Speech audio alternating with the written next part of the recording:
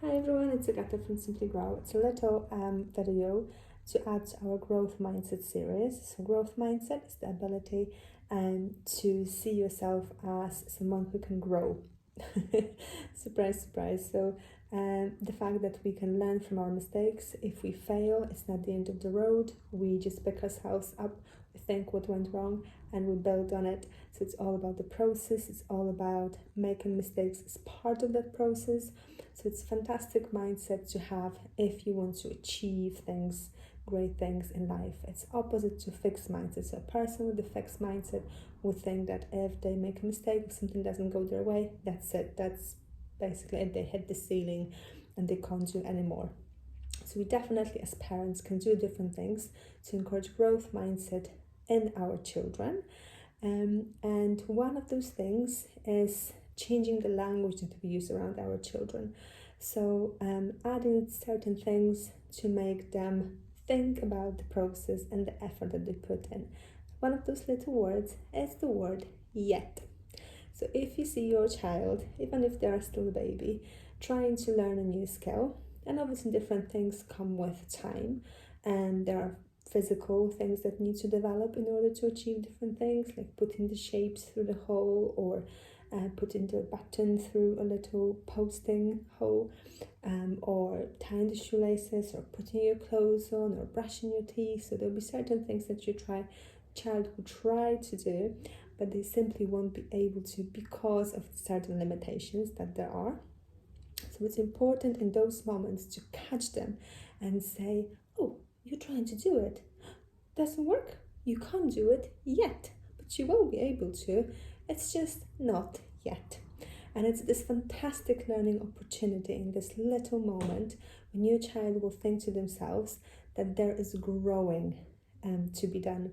And this is absolutely priceless. I've seen a scene in playground a few weeks ago. A little boy was trying to push the roundabout, but it was quite hard. So he was simply too small. He didn't have the physical ability to push the roundabout.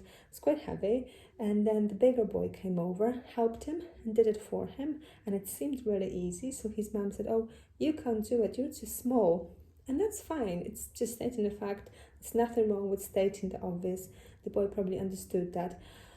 But if you imagine being that boy in that moment, thinking, "Oh, I'm rubbish, I can't do that, this big lad can," and it may knock your confidence a little bit. Again, nothing wrong with that. He will eventually learn to do it. He probably won't remember that incident, or will he? But if we change our language and in the same situation we say, "Well, you can't do it yet. Look at that big boy. When you grow up a little bit and you will be a bit stronger, your arms will be a bit longer, you'll be able to do it. So not yet, but keep on trying, keep on practicing. The more you practice, the better you get at it. You can't do it yet." And if you think about that little developing brain, if he thinks that, and if that one little word opens the whole window of possibilities there and makes him realize that the sky is the limit. So again, you're not a bad parent by no means if you don't use that word. Nothing wrong with that. But if you want to move into that level up and to really start developing the growth mindset from a very young age, introduce those small tricks, little words. Our language definitely reflects our reality. Eskimos have so many words to describe snow, and in this country we've got lots of different words to describe fog. So it's just a simple example to show that we use language to describe things around us, and the simple changes, small changes we can make to our language are going to make a difference to our perception of the world.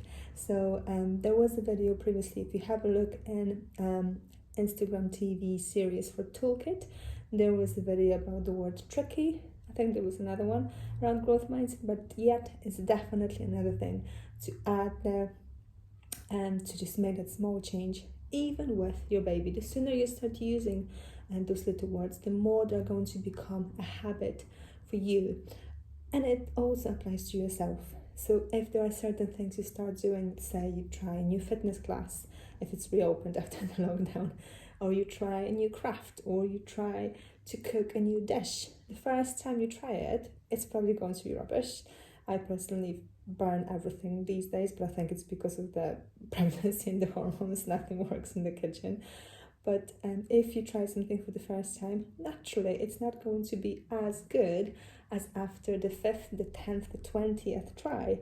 And you know yourself that you can't do it yet. You're not good at it yet. But with practice, with time, with putting in effort, with focusing on the process, you will. So it's fantastic to really make your little ones understand that, because they don't know that yet.